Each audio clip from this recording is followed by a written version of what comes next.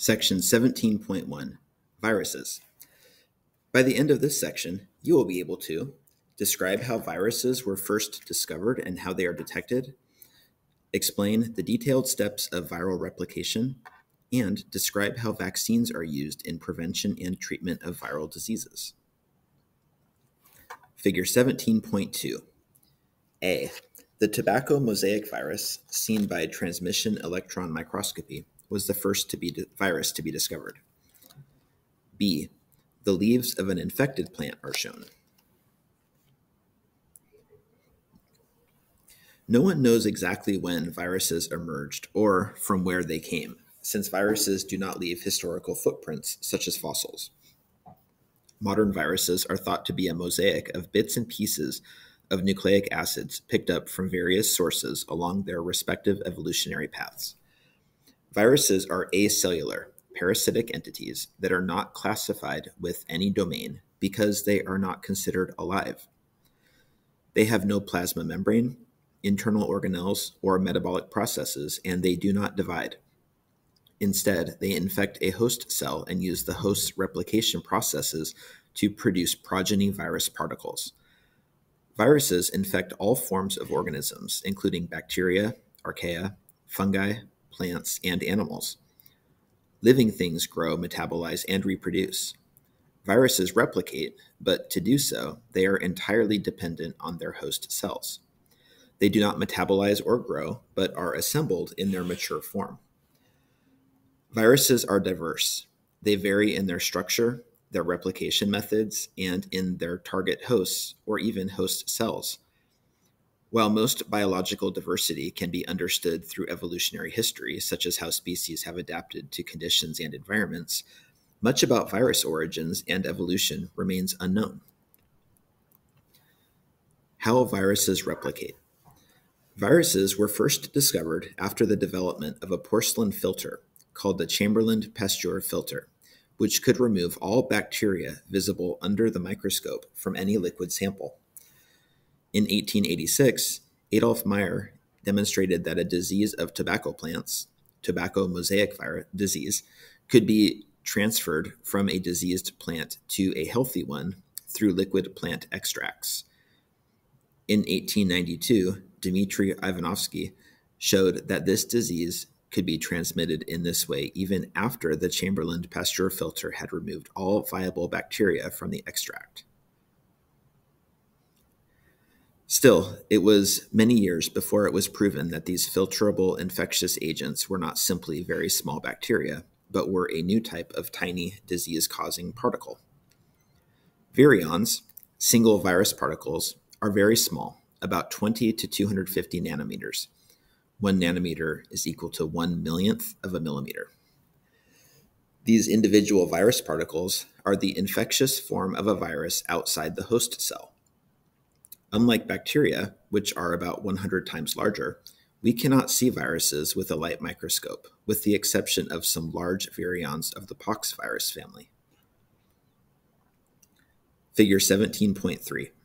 The size of a virus is very small relative to the size of cells and organelles.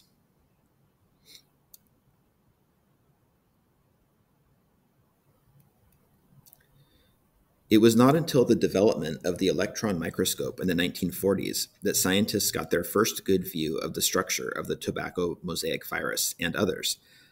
The surface structure of virions can be observed by both scanning and transmission electron microscopy, whereas the internal structures of the virus can only be observed in images from a transmission electron microscope.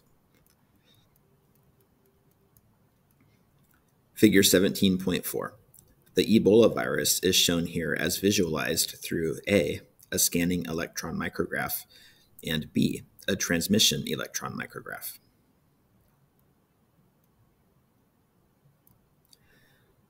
The use of this technology has allowed for the discovery of many viruses of all types of living organisms. They were initially grouped by shared morphology, meaning their size, shape, and distinguishing structures. Later, groups of viruses were classified by the type of nucleic acid they contained, DNA or RNA, and whether their nucleic acid was single or double-stranded. More recently, molecular analysis of viral replication cycles has further refined their classification. A virion consists of a nucleic acid core, an outer protein coat, and sometimes an outer envelope made of protein and phospholipid membranes derived from the host cell. The most visible difference between members of viral families is their morphology, which is quite diverse. An interesting feature of viral complexity is that the complexity of the host does not correlate to the complexity of the virion. Some of the most complex virion structures are observed in bacteriophages, viruses that infect the simplest living organisms, bacteria. Viruses come in many shapes and sizes, but these are consistent and distinct for each viral family. All virions have a nucleic acid genome covered by a protective layer of protein called a capsid. The capsid is made of protein subunits called capsomeres. Some viral capsids are simple polyhedral spheres, whereas others are quite complex in structure. The outer structure surrounding the capsid of some viruses is called the viral envelope. All viruses use some sort of glycoprotein to attach to their host cells at molecules on the cell called viral receptors. The virus exploits these cell surface molecules, which the cell uses for some other purpose, as a way to recognize and infect specific cell types. For example, the measles virus uses a cell surface glycoprotein in humans that normally functions in immune reactions and possibly in the sperm-egg interaction at fertilization. Attachment is a requirement for viruses to later penetrate the cell membrane, inject the viral genome, and complete their replication inside the cell. The T4 bacteriophage, which infects the E. coli bacterium, is among the most complex virion known. T4 has a protein tail structure that the virus uses to attach to the host cell and a head structure that houses its DNA. Adenovirus, a non-enveloped animal virus that causes respiratory illnesses in humans, uses protein spikes protruding from its capsomeres to attach to the host cell. Non-enveloped viruses also include those that cause poliovirus, plantar warts, papillomavirus, and hepatitis A virus. Non-enveloped viruses tend to be more robust and more likely to survive under harsh conditions, such as the gut. Enveloped virions like HIV, human immunodeficiency virus, the causative agent in AIDS, acquired immune deficiency syndrome, consist of nucleic acid, RNA in the case of HIV, and capsid proteins surrounded by a phospholipid bilayer envelope and its associated proteins. Chickenpox, influenza, and mumps are examples of diseases caused by viruses with envelopes. Because of the fragility of the envelope, non-enveloped viruses are more resistant to changes in temperature, pH, and some disinfectants than enveloped viruses. Overall, the shape of the virion and the presence or absence of an envelope tells us little about what diseases the virus may cause or what species they might infect, but it is still a useful means to begin viral classification.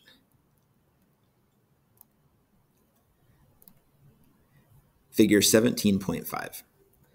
Viruses can be complex in shape or relatively simple.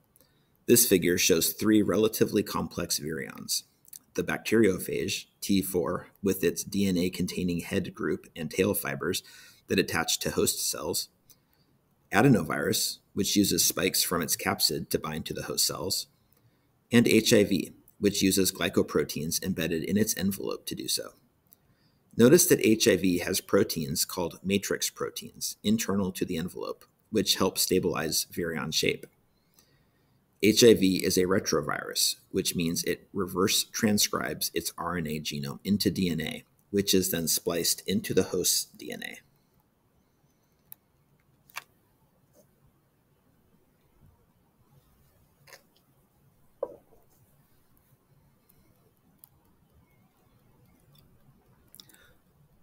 Unlike all living organisms that use DNA as their genetic material, viruses may use either DNA or RNA as theirs. The virus core contains the genome or total genetic content of the virus. Viral genomes tend to be small compared to bacteria or eukaryotes, containing only those genes that code for proteins the virus cannot get from the host cell. This genetic material may be single-stranded or double-stranded. It may also be linear or circular. While most viruses contain a single segment of nucleic acid, others have genomes that consist of several segments. DNA viruses have a DNA core. The viral DNA directs the host cell's replication proteins to synthesize new copies of the viral genome and to transcribe and translate that genome into viral proteins. DNA viruses cause human diseases such as chickenpox, hepatitis B, and some venereal diseases like herpes and genital warts. RNA viruses contain only RNA in their cores. To replicate their genomes in the host cell, the genomes of RNA viruses encode enzymes not found in host cells. RNA polymerase enzymes are not as stable as DNA polymerases and often make mistakes during transcription. For this reason, mutations, changes in the nucleotide sequence in RNA viruses occur more frequently than in DNA viruses. This leads to more rapid evolution and change in RNA viruses. For example, the fact that influenza is an RNA virus is one more reason a new flu vaccine is needed every year. Or is one reason a new flu vaccine is needed every year. Human diseases caused by RNA viruses include hepatitis C, measles, and rabies. Viruses can be seen as obligate intracellular parasites. The virus must attach to a living cell, be taken inside, manufacture its proteins and copy its genome, and find a way to escape the cell so the virus can infect other cells and ultimately other individuals. Viruses can infect only certain species of hosts and only certain cells within that host. The molecular basis for this specificity is that a particular surface molecule, known as the viral receptor, must be found on the host cell surface for the virus to attach. Also, metabolic differences seen in different cell types based on differential gene expression are a likely factor in which cells a virus may use to replicate. The cell must be making the substance the virus needs, such as enzymes the virus genome itself does not have genes for, or the virus will not be able to replicate using that cell. Steps of virus infections. A virus must take over a cell to replicate. The viral replication cycle can produce dramatic biochemical and structural changes in the host cell, which may cause cell damage. These changes, called cytopathic effects, can change cell functions or even destroy the cell. Some infected cells, such as those infected by the common cold virus, rhinovirus, die through lysis or bursting, or apoptosis, programmed cell death or cell suicide, releasing all the progeny virions at once. The symptoms of viral diseases result from the immune response to the virus, which attempts to control and eliminate the virus from the body, and from cell damage caused by the virus. Many animal viruses, such as HIV, human immunodeficiency virus, leave the infected cells of the immune system by a process known as budding, where virions leave the cell individually. During the budding process, the cell does not undergo lysis and is not immediately killed. However, the damage to the cells that HIV infects may make it impossible for the cell to function as mediators of immunity, even though the cells remain alive for a period of time. Most productive viral infections follow similar steps in the virus replication cycle: attachment, penetration, uncoding, replication, assembly, and release. A virus attaches to a specific receptor site on the host cell membrane through attachment proteins in the capsid or proteins embedded in its envelope. The attachment is specific, and typically a virus will only attach to cells of one or a few species and only certain cell types within those species with the appropriate receptors. Unlike animal viruses, the nucleic acid of bacteriophages is injected into the host cell naked, leaving the capsid outside the cell. Plant and animal viruses can enter their cells through endocytosis, in which the cell membrane surrounds and engulfs the entire virus. Some enveloped viruses enter the cell when the viral envelope fuses directly with the cell membrane. Once inside the cell, the viral capsid is degraded and the viral nucleic acid is released, which then becomes available for replication and transcription. The replication mechanism depends on the viral genome.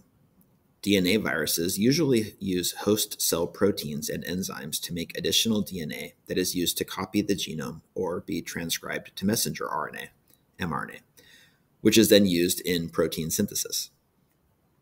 RNA viruses, such as the influenza virus, usually use the RNA core as a template for synthesis of viral genomic RNA and mRNA.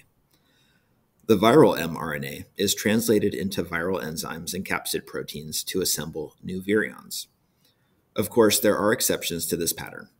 If a host cell does not provide the enzymes necessary for viral replication, viral genes supply the information to direct synthesis of the missing proteins. Retroviruses, such as HIV, have an RNA genome that must be reverse transcribed to make DNA, which then is inserted into the host DNA. To convert RNA into DNA, retroviruses contain genes that encode the virus-specific enzyme reverse transcriptase that transcribes an RNA template to DNA. The fact that HIV produces some of its own enzymes, which are not found in the host, has allowed researchers to develop drugs that inhibit these enzymes. These drugs, including the reverse transcriptase inhibitor AZT, inhibit HIV replication by reducing the activity of the enzyme without affecting the host's metabolism. The last stage of viral replication is the release of the new virions into the host organism, where they are able to infect adjacent cells and repeat the replication cycle. Some viruses are released when the host cell dies, and other viruses can leave infected cells by budding through the membrane without directly killing the cell.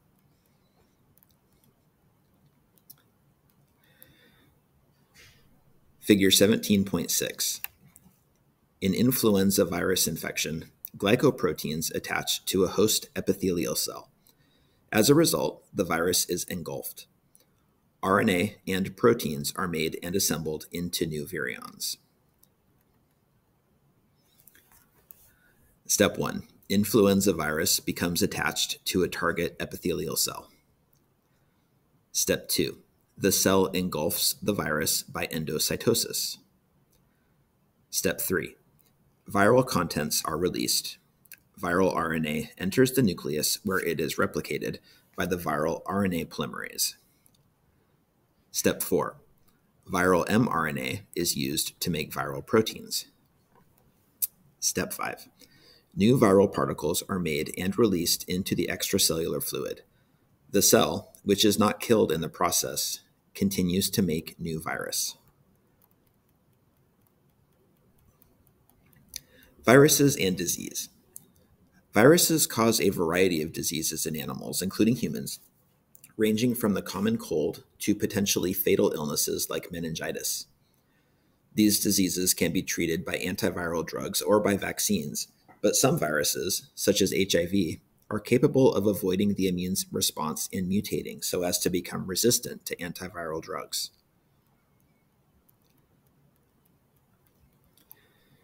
Figure 17.7. Viruses are the cause of dozens of ailments in humans, ranging from mild illnesses to serious diseases.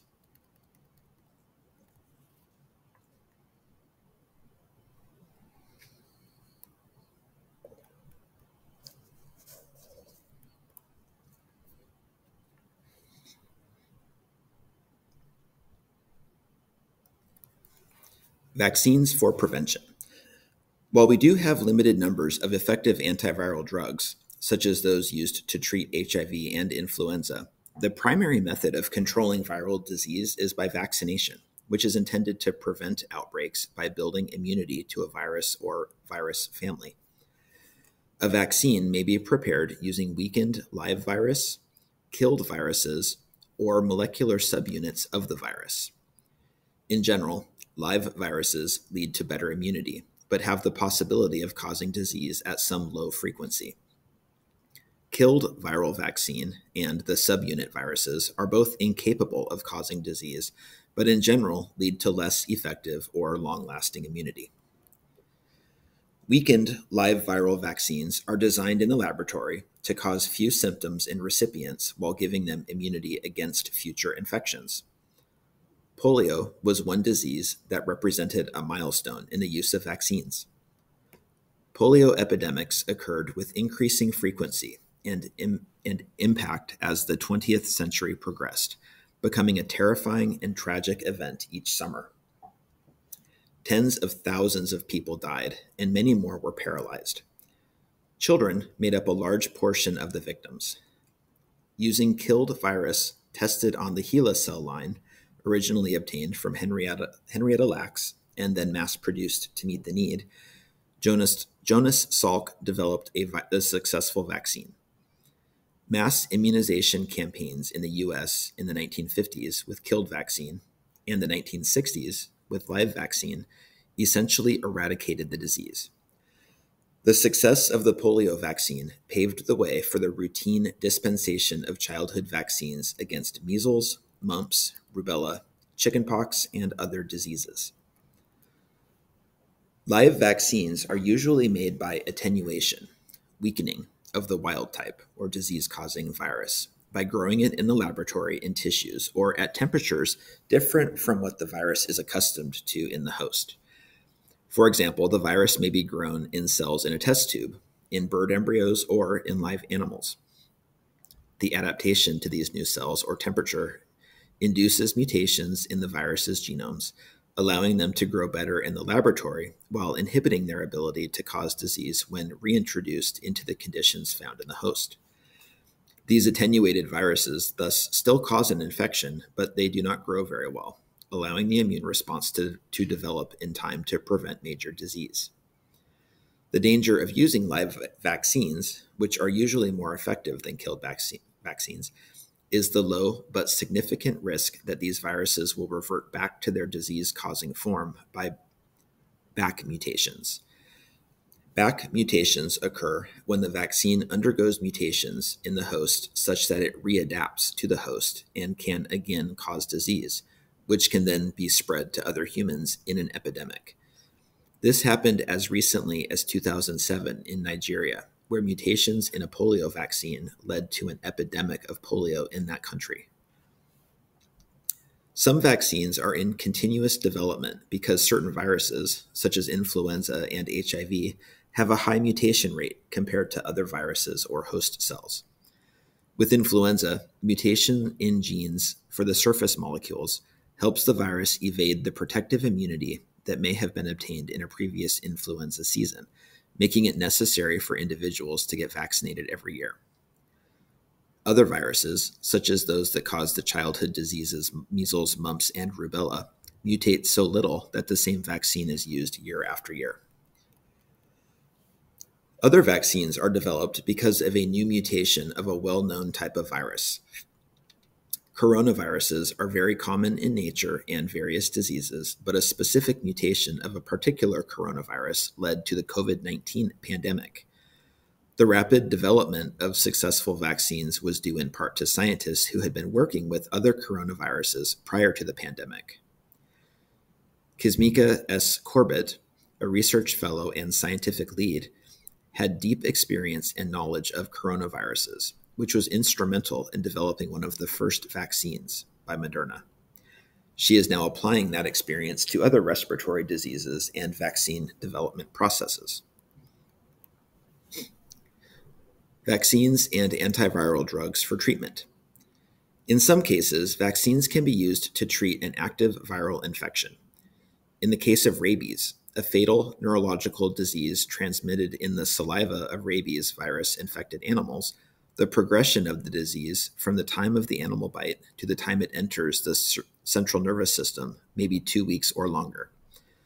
This is enough time to vaccinate an individual who suspects being bitten by a rabid animal, and the boosted immune response from the vaccination is enough to prevent the virus from entering nervous tissue. Thus, the fatal neurological consequences of the disease are averted, and the individual only has to recover from the infected bite. This approach is also being used for the treatment of Ebola, one of the fastest and most deadly viruses affecting humans, though usually infecting limited populations. Ebola is also a leading cause of death in gorillas. Transmitted by bats and great apes, this virus can cause death in 70 to 90% of the infected within 2 weeks. Using newly developed vaccines that boost the immune response, there is hope that immune systems of affected individuals will be better able to control the virus, potentially reducing mortality rates. Another way of treating viral infections is the use of antiviral drugs. These drugs often have limited ability to cure viral disease, but have been used to control and reduce symptoms for a wide variety of viral diseases. For most viruses, these drugs inhibit the virus by blocking the actions of one or more of its proteins. It is important that the targeted proteins be encoded for by viral genes, and that these molecules are not present in a healthy host cell. In fact, for many years, scientists thought that drugs capable of impacting viruses would be too toxic for the body to endure. To meet this challenge, researcher Gertrude Elion sought to develop drugs that would target only the virus through processes such as inhibiting only viral DNA replication. For example, some of her medicines focused on purines, while others affected DNA polymerases. There are large numbers of antiviral drugs available to treat infections, some specific for a particular virus, and others that can affect multiple viruses. Antivirals have been developed to treat genital herpes, herpes simplex 2, and influenza. For genital herpes, drugs such as acyclovir, developed by Elion, can reduce the number and duration of the episodes of active viral disease during which patients develop viral lesions in their skin cells. As the virus remains latent in nervous tissue of the body for life, this drug is not a cure, but can make the symptoms of the disease more manageable. For influenza, drugs like Tamiflu can reduce the duration of flu symptoms by 1 or 2 days, but the drug does not prevent symptoms entirely.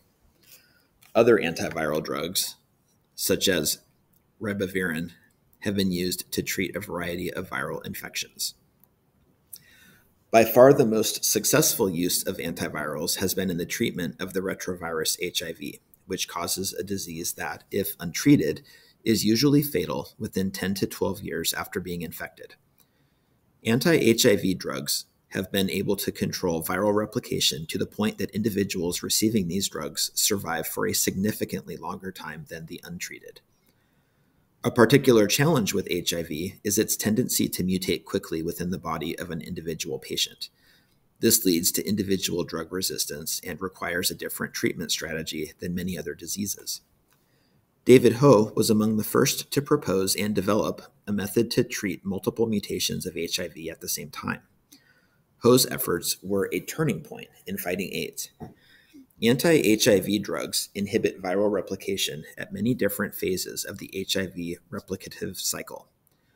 Drugs have been developed that inhibit the fusion of the HIV viral envelope with the plasma membrane of the host cell, fusion inhibitors, the conversion of the RNA genome to double-stranded DNA, reverse transcriptase inhibitors, the integration of the viral DNA into the host genome, integrase inhibitors, and the processing of viral proteins, protease inhibitors.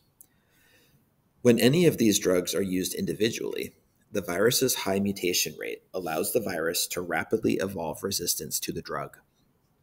The breakthrough in the treatment of HIV was the development of highly active antiretroviral therapy, or HART, which involves a mixture of different drugs, sometimes called a drug cocktail.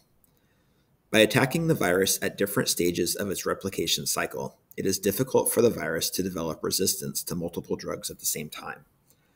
Still, even with the use of combination HART therapy, there is concern that, over time, the virus will evolve resistance to this therapy. Thus, new anti-HIV drugs are constantly being developed with the hope of continuing the battle against this highly fatal virus.